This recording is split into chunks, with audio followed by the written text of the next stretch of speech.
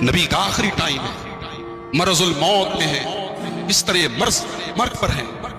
اما عائشہ کہتی ہے بے چین ہے اللہ کے نبی، کبھی چادر پھینک دیتے ہیں، کبھی اوڑھ لیتے ہیں، کبھی پھینک دیتے ہیں، بے چینی کا عالم۔ اس بے چینی کے عالم میں بھی اللہ کے نبی کو اپنی امت کے عقیدے کی فکر ہے، ایمان کی فکر ہے۔ اللہ کے نبی اس بے چینی کے عالم میں کہتے ہیں لعن اللہ الیہود والنصارى اتخذوا قبور انبیائہم مساجد۔ اللہ کی لعنت ہو یہودیوں کے اوپر، اللہ کی لعنت ہو نصارہ کے اوپر، انہوں نے اپنے نبیوں کی، اور ایک روایت میں یہ الفاظ ہے، اپنے نیک لوگوں کی قبر پہ سجدہ کرنا شروع کر دیا، اپنے نیک لوگوں کی قبروں کو مسجد بنا لیا۔ اما عائشہ کہتی ہیں آخری ٹائم میں اللہ کے نبی یہ کیوں کہہ رہے تھے؟ یحذر ما صنعوا، اپنی امت کو خبردار کر رہے تھے، دیکھو تم قبر پرستی میں مت لگ جانا، تم مزار پرستی میں مت لگ جانا، تمہاری پیشانیاں مزاروں اور قبروں پر جھکنے نہ پائیں، یہ گناہ تم مت کرو۔ میرے نبی کو اپنی امت کے ایمان کی فکر اپنے آخری ٹائم میں لوگ اپنی پراپرٹی کی بات کرتے ہیں، اپنے بچوں کے فیوچر کی بات کرتے ہیں، میرے نبی اپنے آخری ٹائم میں اپنی امت کے ایمان کی فکر کرتے ہیں۔ اور ایک حدیث میں ام سلمہ رضی اللہ تعالیٰ عنہ کہتی ہے آخری جملہ جو نبی کی زبان سے میں نے سنا، میں نے کان لگایا تو میرے نبی کہہ رہے تھے الصلاۃ الصلاۃ وما ملکت ایمانکم، نماز پڑھنا، نماز پڑھنا، اے میری امت کے لوگوں نماز کا خیال کرنا، نماز کی پابندی کرنا۔ جلسے اور تقریریں بہت اچھی چیزیں ہونے چاہیے، میں فیور میں ہوں، تائید میں ہوں، مگر افسوس ہوتا ہے کسی علاقے میں جب جلسوں میں جاؤ تو جلسے کے منتظمین کو دیکھتا ہوں، جلسے کی انتظامیہ کمیٹی کے لوگوں کو دیکھتا ہوں، نماز ہو رہی ہے اور لوگ اپنے اپنے کام میں لگے ہیں، کوئی مہمانوں کو کھانا کھلا رہا ہے، کوئی ادھر ادھر۔ ارے نماز سے اہم کچھ نہیں ہے، نماز کے ٹائم سب بند ہو جانا چاہیے۔ الصلاۃ الصلاۃ، نماز وہ چیز ہے، میرے نبی آخری ٹائم میں اپنی امت کو وصیت کر رہے ہیں نماز کا خیال، وما ملکت ایمانکم، اور اپنے ماتحتوں کا خیال کرنا، اپنی بیویوں کا خیال کرنا، اپنے بچوں کا خیال کرنا، اپنے نوکروں کا خیال کرنا، جن کے تم گارجین ہو، جن کو تم سرپرست ہو، ان کے حقوق کا خیال کرنا، ان کے ساتھ ناانصافی مت کرنا، ظلم مت کرنا۔ اس نبی سے ہم پیار کیوں نہ کریں میرے بھائی؟ ایک آخری بات بیان کر کے بات ختم کروں گا۔ وہ نبی اپنے صحابہ کے ساتھ ساتھ ہم سے اور آپ سے بھی پیار کرتے تھے۔ مسند احمد کی روایت ہے اللہ کے نبی اپنے صحابہ سے کہتے ہیں وَدِدْتُ أَنْ أَلْقَى إِخْوَانِي، اے میرے صحابہ میری تمنا ہے، میری آرزو ہے میں اپنے بھائیوں سے ملاقات کروں۔ صحابہ نے کہا بھائیوں سے ملاقات کروں؟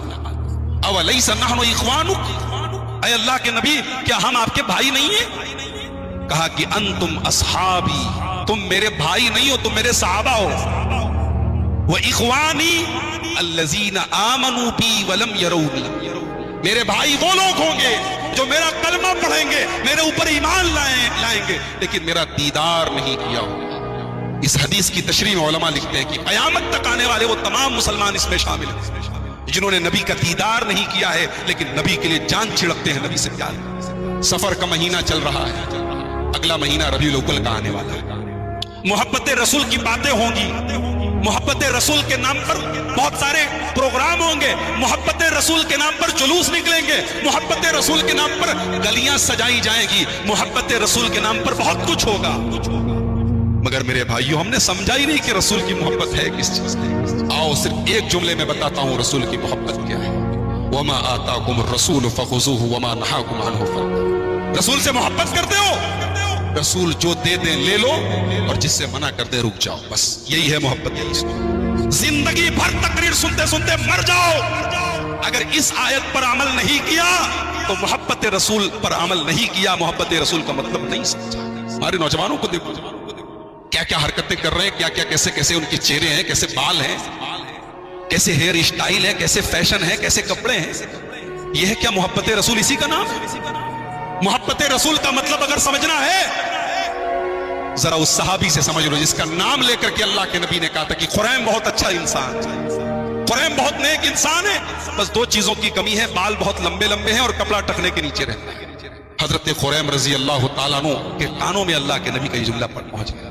اگر میں یہ کہوں کہ اس زمانے کے حساب سے حضرت خریم نے فیشن کیا تھا، بال تھوڑے لمبے لمبے رکھ لیے تھے، کپڑا تھوڑا ٹکنے کے نیچے جا رہا تھا، فیشن کر رہے تھے، مگر نبی کا یہ جملہ پڑا کانوں میں کہ نبی نے کہا ہے کہ یہ دو چیزیں چھوڑ دو تو بہت اچھے انسان۔ ابو داؤد کے الفاظ ہیں حضرت خریم نے کینچی اٹھائی اور بال چھوٹے چھوٹے کر لیے اور کپڑا کاٹ کر کے ٹکنے کے اوپر، ہم کب اپنی داڑھیوں کو چھوڑیں گے؟ اس کے حج کر کے آ گئے، عمرہ کر کے آ گئے، تب بھی ہم اپنی داڑھیوں کو سیلون میں جا کر کٹوا رہے ہیں، مڑوا رہے ہیں، رات رات بھر تقریریں سن رہے ہیں اور نماز سے دور ہیں، ہر جلسے میں جا رہے ہیں اور سگریٹ اور بیڑی کے شوقین ہیں۔ ہم کب چھوڑیں؟ صحابہ نے تو اپنے نبی کی محبت میں دنیا چھوڑ دی، مکان چھوڑ دیا، مال چھوڑ دیا، بیوی بچے چھوڑ دیا۔ ہم سگریٹ نہیں چھوڑ سکتے، بیڑی نہیں چھوڑ سکتے؟ میرے بھائیوں، صحابہ نبی سے 10 آیتیں سیکھتے تھے اور اس کے بعد پہلے اس کے اوپر عمل کرتے تھے، پھر آگے بڑھتے تھے۔ اسی لیے بعض علماء کہتے ہیں کہ بہت لمبی تقریریں سننا اور سنانا کبھی کبھار کی بات الگ ہے، صحابہ کا منہج نہیں تھا، صحابہ کا طریقہ نہیں تھا۔ صحابہ اور اللہ کے نبی کا طریقہ مختصر باتیں سننا۔ ہمارا مزاج گڑبڑ ہو گیا، ہمیں لمبی باتیں پسند۔ ٹھیک ہے، اچھی بات ہے، آپ اگر 2-2 3-3 گھنٹہ بیٹھ کر تقریر سن رہے بہت اچھی بات ہے، مگر عمل کا جذبہ بھی ہونا چاہیے۔ حضرت علی رضی اللہ تعالیٰ نبی کے چوتھے خلیفہ ہیں اور صحابہ میں چوتھے نمبر پر فضیلت اور مقام کے اعتبار سے۔ ان سے اللہ کے نبی نے فرمایا تھا ایک موقع پر کہ اے علی، جب رات میں بستر پہ سونے جایا کرو تو 33 بار سبحان اللہ، 33 بار الحمدللہ اور 34 بار اللہ اکبر پڑھ دیا۔ حضرت علی کہتے ہیں رضی اللہ تعالیٰ فما ترکتہن منذ سمعتہن من رسول اللہ صلی اللہ علیہ وسلم، ارے جس دن سے میں نے نبی کی زبان سے یہ وظیفہ سنا، یہ عمل سنا، کبھی یہ عمل میں نے چھوڑا نہیں۔ رات میں بستر پہ سونے گیا تو آٹومیٹک میری زبان پر یہ تسبیح جاری ہو گئی۔ پوچھنے والے نے پوچھا کہ اے علی، آپ کی زندگی میں ایک رات آئی تھی صفین کی رات، اگلی صبح صفین کی لڑائی ہوئی تھی، مسلمانوں سے بڑی خطرناک لڑائی ہوئی تھی، اے علی کیا صفین کی رات بھی آپ نے یہ دعا پڑھی تھی؟ بخاری کے الفاظ ہیں، سیدنا علی مرتضیٰ رضی اللہ تعالیٰ عنہ کہتے ہیں وَلَا لَيْلَةَ صِفِّينَ، میں نے صفین کی رات بھی یہ تسبیح پڑھی ہے، صفین کی رات بھی میں نے یہ تسبیح نہیں چھوڑی۔ ہمارے یہاں اچھے خاصے حاجی نمازی لوگ، گھر میں شادی ہوتی تو ان کی بھی نماز چھوٹ جاتی ہے۔ کوئی کہتا ہے ارے میاں نماز میں دکھانے ہو نہیں، تو جواب ہوتا ہے ارے وہ گھر میں شادی رہی، شادی میں چھوٹ گئی نماز۔ ہمارے لیے شادی زیادہ امپورٹنٹ ہے۔ یہاں علی کی زندگی میں جنگ آئی، جنگ کی رات آئی، مگر نبی نے جو تسبیح سکھائی وہ تسبیح نہیں چھوڑی۔ میری مائیں بہنیں، آج دیکھیں ان کی حالت کیا ہے دین کے بارے میں۔ سال میں ایک بار آپ عید کی نماز پڑھنے چلی گئی، بقرعید کی نماز پڑھنے چلی گئی، جلسہ ہوا، جلسے میں تقریر سننے آ گئی، ہو گیا دین پر عمل؟ آپ کا لباس، آپ کا میک اپ، آپ کا فیشن، آپ کی بول چال، ابھی آپ نے حسد پر تقریر سنی، کیا حسد کا مادہ آج عورتوں میں سب سے زیادہ نہیں ہوتا؟ ام حبیبہ رضی اللہ تعالیٰ حضرت امیر معاویہ کی بہن ہے، نبی کی بیوی ہے، ہم سب کی ماں ہے۔ ام حبیبہ رضی اللہ تعالیٰ عنہ کہتی ہے کہ نبی کی زبان سے میں نے سنا، جس نے 12 رکعت نماز پابندی سے پڑھی، جس نے 12 رکعت نمازوں کی دن رات میں پابندی کی، اللہ تعالیٰ جنت میں اس کے لیے بن اللہ لہ بیتن فی الجنہ، اللہ جنت میں اس کو محل عطا فرمائے۔ یہ کون سی 12 رکعت نماز ہے؟ ظہر کے پہلے 4 رکعت، یعنی 2 کر کے 4 رکعت، ظہر کے بعد 2 رکعت، مغرب کے بعد 2 رکعت، عشاء کے بعد 2 رکعت اور فجر کے پہلے 2 رکعت، 12 رکعت۔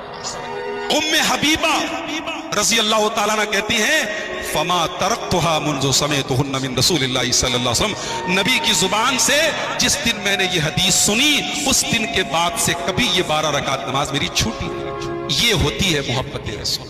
اللہ ایسی محبت ہم سب کے دلوں میں پیدا فرمائے۔ میرے بھائیو، ہمارے وہ بھائی جن کے دماغوں میں یہ بٹھایا گیا ہے ارے یہ وہابی لوگ ہیں، نبی کو مانتے ہیں کہاں؟ کاش کہ انہیں سمجھ میں آ جائے کہ ارے ہم تو وہ ہیں جنہوں نے نبی کی حدیثوں کے آ جانے کے بعد کسی کو خاطر میں نہیں رکھا ہے۔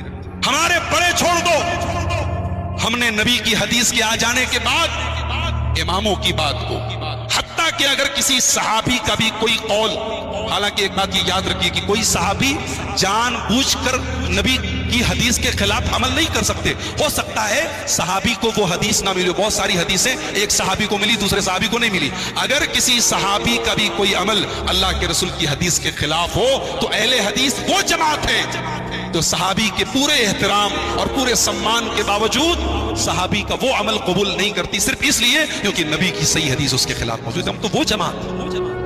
ہمارے اوپر الزام لگتا ہے یہ لوگ اماموں کو نہیں مانتے، حالانکہ ہم مانتے ہیں لیکن اماموں کی وہ بات نہیں مانتے جو حدیث کے خلاف۔ ایسی جماعت کے بارے میں اور ایسے لوگوں کے بارے میں کہا جائے یہ لوگ نبی کو نہیں مانتے۔ میرے بھائیوں، اب اتنے اندھے مت بنو، جو پٹی کوئی پڑھائے پڑھ لو ایسے مت پڑھو، تھوڑا تحقیق کرو، تھوڑا مطالعہ کرو، تھوڑا پڑھو لکھو، تھوڑا قریب آؤ۔ ہمارے اسٹیج سے الحمدللہ کبھی آپ کو یہ پیغام نہیں ملے گا کہ آپ ہمارے جلسوں میں فلاں کے جلسوں میں مت جاؤ اور ہمارے جلسوں میں آؤ۔ ہمارا پیغام محبت کا ہے، جہاں تک پہنچے آپ آئیے، قریب آئیے، سمجھیے، آپ کے دل میں کوئی ڈاؤٹ ہے، کوئی شک ہے، کلیئر کیجئے، اور اگر لگے کہ ہاں یہ دعوت، یہ پیغام صحیح ہے، یہ اللہ اور اس کے رسول کا پیغام ہے، قبول کر لیجئے۔ اللہ تعالی ہم سب کو صحیح منہج پر، کتاب و سنت کے منہج پر تا حیات چلنے کی توفیق نصیب فرمائے۔ رب العالمین ہمیں اپنے نبی سے سچی محبت کرنے کی توفیق عطا فرمائے۔ رب العالمین ہمیں دنیا میں جب تک زندہ رکھے اسلام اور ایمان پر زندہ رکھے، اور خاتمہ ہم سب کا ایمان پر ہو، آمین۔ ایک انسان دنیا میں سب کا پیارا ہے، اس کے بچے اس سے بہت پیار کرتے ہیں، اس کی بیوی اس کو بہت چاہتی ہے، اس کے محلے والے، اس کے گاؤں والے اس کی بڑی قدر کرتے ہیں، مگر جس دن اس انسان کی موت آتی ہے، جس دن وہ مرتا ہے، اس سے اتنی محبت ہونے کے باوجود اس کی لاش کو کوئی گھر میں رکھتا ہے۔ آئیے پہلے دیکھتے ہیں رسول پاک کا گھر کیسا ہے۔ اللہ اکبر، بڑا معمولی سا گھر ہے، آج کی طرح بہت شاندار نہیں ہے، اس میں ڈیکوریشن نہیں ہے، اس میں سجاوٹ کے آئٹمز نہیں ہیں، دنیا کی ترقی کے سامان نہیں، چھوٹا سا گھر ہے، کھجور کی لکڑی کے تنوں کا پلر بنایا گیا ہے۔ امت کا ایک بڑا طبقہ آج شکم پرور اور پیٹو قسم کے عاملوں کے چکر میں اور ملاؤں کے چکر میں آج اپنے دین اور ایمان کا سودا کر رہا ہے، اور تعویذ اور گنڈے کے استعمال کے ذریعے اپنی توحید اور اپنے ایمان کا جنازہ لے رہا ہے۔ ایک بہترین بیوی کی کوالٹی کیا ہے؟ اگر کوئی آپ سے پوچھے کہ ایک بہترین بیوی کیسی ہوتی ہے، کیا جواب دیں گے آپ؟ اللہ کے نبی صلی اللہ علیہ وسلم سے سوال کیا گیا، سنن نسائی کی روایت ہے، صحیح روایت ہے، حدیث کا نمبر ہے 3231 3231۔ پوچھا گیا ہے اللہ کے نبی ای النساء خیر، سب سے بہترین عورت کون سی ہے؟ اللہ نے فرمایا سورہ آل عمران کی آیت نمبر 185 185